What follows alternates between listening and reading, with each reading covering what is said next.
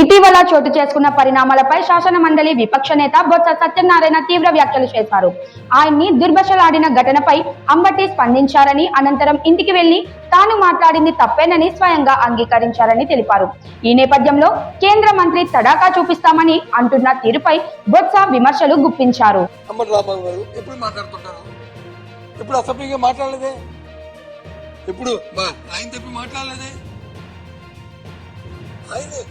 అక్కడ ఉన్న ఎదురున్న వ్యక్తి వచ్చి ఆయన తిడితే, ఆయన దుర్భాష ఆడితే ఆయన మానవుడే కదా, ఆయన దాన్ని రియాక్ట్ అయ్యాడు. దాన్ని మళ్ళీ ఇంటికి వచ్చి పశ్చాత్తాపంగా దాన్ని అనకూడదు అని చెప్పి విత్డ్రా అయ్యాడు. 4-5 గంటలు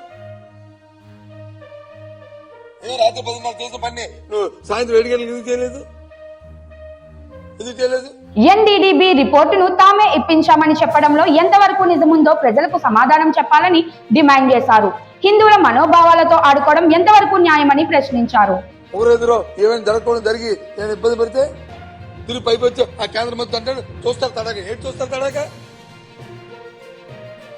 ఇది ప్రజాస్వామ్య దేశం. ఇది నువ్వేదో నిన్న కాక మన అమెరికా నువ్వు చూంటావు. నీకు డెమోక్రసీ గురించి కానీ చట్టాల గురించి కానీ తెలియకపోతే తెలుసుకో. భగవంతుడు నీకు అవకాశం ఇచ్చాడు, నీ ముఖ్యమంత్రి నీకు అవకాశం ఇచ్చాడు, కేంద్ర మంత్రిగా చేశాడు. అంతేగాని పౌరుషం మాటలు పనికిరావు. ఆ మాట చుట్టుపోవు. ఒక 100 తప్పు మాట ఆడితే, ఓ పౌరుషం మాట ఆడితే ఆ మాట పక్కన అనుభవిస్తారు. ఏం చేస్తారు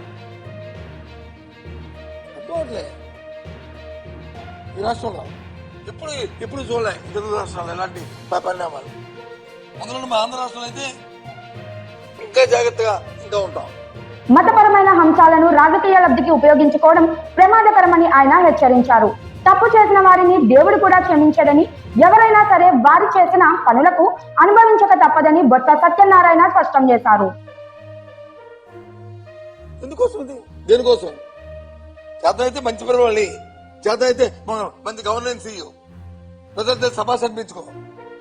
చేత కాదు కానీ రైతులకు వచ్చి కనీసం ఎరువులు ఇవ్వలేని దిక్కుమాల పరిస్థితి ఉంది మన రాష్ట్రం. ఆడవాళ్ళకి వచ్చి డోక్రా మహిళలకు వచ్చి 0 వడ్డీ ఇవ్వలేని దౌర్భాగ్య పరిస్థితి ఉంది రాష్ట్రం. సంపద సృష్టి అని చెప్పి నీ కుటుంబ సభ్యులకు వచ్చి వైజాగ్ లో 5,000 కోట్ల రూపాయలని మరి భూములు వచ్చి దాదాపు చేయడానికి గీతంలో చంద్రబాబు నాయుడు గారు ప్రయత్నం చేయట్లేదా? ఇది వాస్తవం కాదా? ఇది అబద్ధమా? చెప్పండి. ఇదేనా పరిణామం?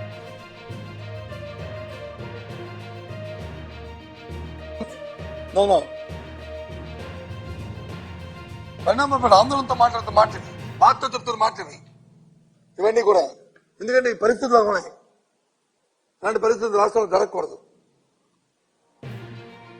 తప్పుని ఎవరు సమర్థించావు? తప్పు అయితే తప్పే. తప్పుని చట్టపరంగా చర్య తీసుకుంటా. తప్పుని ఏం జరిగింది చట్టాన్ని చర్యలు తీసుకుంటావా? ఇలా పోతే ఎక్కడికి వెళ్ళిపోతుంది రాష్ట్రం? ఏం చేద్దాం అనుకుంటాను మీ ఉద్దేశంలో? టాటా డబ్బులకు వచ్చి కుందరు బెదరు చేయడం కానీ వైసీపీ పార్టీ బెదరదు.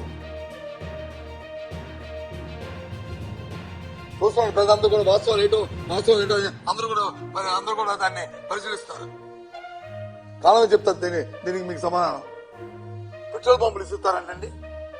పెట్రోల్ పంపులతో మరి జోగి రమేష్ గారి ఇంటి మీదకి వచ్చి ఇసిని ఏం చేద్దాం ఇంట్లో ఉన్న వాళ్ళందరినీ మీరు అంటే సత్యదాన్ని ఇంట్లో పెట్టి చంపేద్దాం అనుకుంటున్నారా? ఇదేనా సంస్కారం? అందుకని మీకు అధికారం ఇచ్చింది. రామారావు గారి ఇంట్లో ఆడవాళ్ళ ఫ్యామిలీ కూతుర్లు ఆ భార్య అందరూ ఉంటే ఇంటి బయట వచ్చి 100 మంది వచ్చి వెళ్ళి వాళ్ళని వచ్చి చేద్దామని ఏంటిది? పోలీసు ఏం చేస్తుంది? 3 సంవత్సరాలు ఎందుకున్నాయి మీదేమైనా భుజం మీద? దేనికోసం? దయచేసి ఆలోచండి. రాజకీయానికి నేనేం చెప్తాం మేము, అవసరాలకు ఏదైనా మాట్లాడతాం మేము. కానీ ఉద్యోగాలు మీ ధర్మం మీకుంది. ధర్మం కాపాడే ప్రయత్నం చేస్తే ఒక మంచి పోలీస్ వ్యవస్థని అనే పేరు ఉంటుంది ఈ రాష్ట్రంలో. పోలీస్ వ్యవస్థ పేరుని చెడగొట్టారు. ఇక్కడ నుంచేనే మీరు చట్టానికి అనుగుణంగా రాజ్యాంగ బద్దులుగా కార్యక్రమాలు చేయండి. ఈ జరిగిన సంఘటన పట్ల అటు చట్టపరంగా నేను జాతీయ స్థాయిలోనూ దీన్ని ఉద్యమం చేయాలని నిశ్చయించాం. రేపు మా అధ్యక్షుడితో మాట్లాడిన తర్వాత ఈ కార్యక్రమాన్ని మిమ్మల్ని ప్రకటిస్తాం. ప్రజల మమ్మల్ని ఇస్తామని మేము రచ్చుకుంటామా? లేదా ఫ్లెక్సీలు పెట్టమని చెప్పి మేము రచ్చుకుంటామా? లేకపోతే ఎన్డీపీ రిపోర్ట్ లో వచ్చి లేకపోతే ఎన్డీఆర్ రిపోర్ట్ లో వచ్చి మీ యానిమల్ పెట్టలేదని రిపోర్ట్ వచ్చి ఫాల్స్ రిపోర్ట్ వచ్చి మేము తెప్పించామా? ఏంటిది? ఆ దేవదేవుడిని అపాదంగా చేయడానికి అనేది ఇంతమంది మనోభావాల్ని మీరు వచ్చి ఆడుకోవడం న్యాయమా? అయితే ఇదే కార్యక్రమం. చెప్పండి, ఎందుకు చేస్తాం? కలర్ చెప్తాది. మీరు పరిపాలన సక్రమంగా చేస్తుంది. ఇప్పుడు వచ్చి 8 నెలలేదు ఫీజు రింబర్స్మెంట్ ఇచ్చారండి విద్యార్థులకి. ఎలా చదువుకుంటారు విద్యార్థులు? దగ్గర 8 వాయిదాలు అయింది. మీరు ఏది మన ఆరోగ్యశ్రీ ఇచ్చారండి? ఏ విధంగా పేదవాడు వచ్చి వైద్యం చేసుకుంటాడు? చెప్పండి. చిన్న చిన్న విషయాలు వచ్చి మీరు పెట్టగంట ప్రతి వచ్చి ఇబ్బంది పడుతుంటే 5,000 నోట్లోకి వెళ్ళడానికి పేదవాడు వచ్చి కష్టపడుతుంటే ఒక పక్క వచ్చి పరిపాలన గాలి కుదిసి ఇవాళ వచ్చి ఏంటిది?